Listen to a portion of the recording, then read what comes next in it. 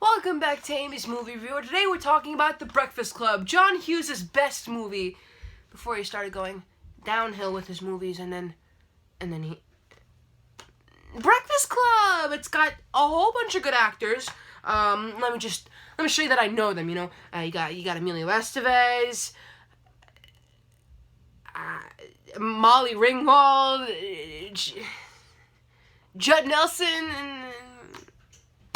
Okay, so I'll admit, I didn't really know necessarily all the actors before seeing this movie because people just assume I'm an expert, aren't I? Like, I know everyone in this movie. I only know, like, 3 people because Emilio and Judd over here were already in a movie that I reviewed, which is St. Elmo's Fire, while Molly Ringwald was in another movie that I reviewed that was a TV movie with River Phoenix.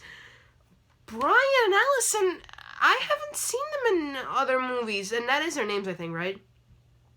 Ali Sheedy. It's the same thing. Wait, no, his name's Anthony Michael, not Brian.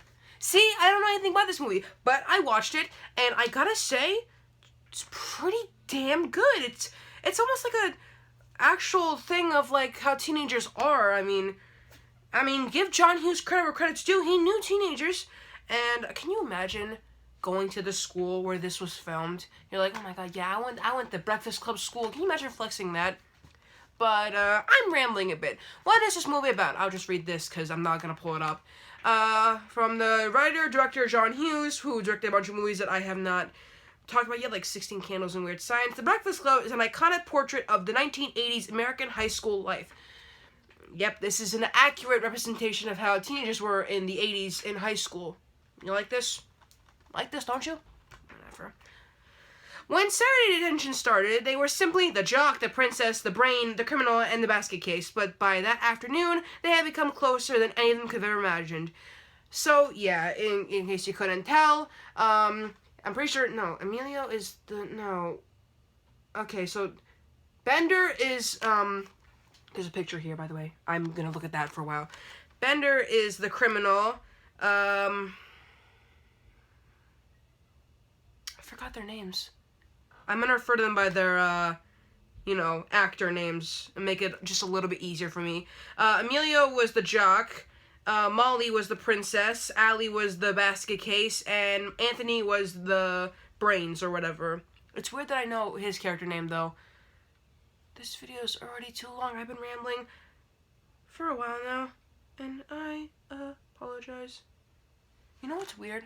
What's really weird? I did not watch this. Like, I didn't take this DVD out to watch. I just went online to use it, which really shows how we don't really use these anymore. It sucks, but there's not really anything we can do about it. And what sucks even more is that this is the 30th anniversary edition of the movie, so I bet there's a whole bunch of stuff to it too.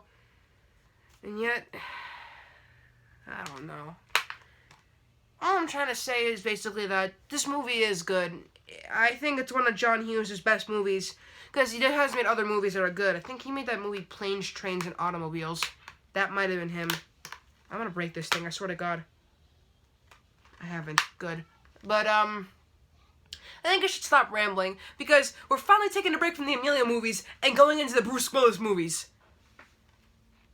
Just checking, if we are.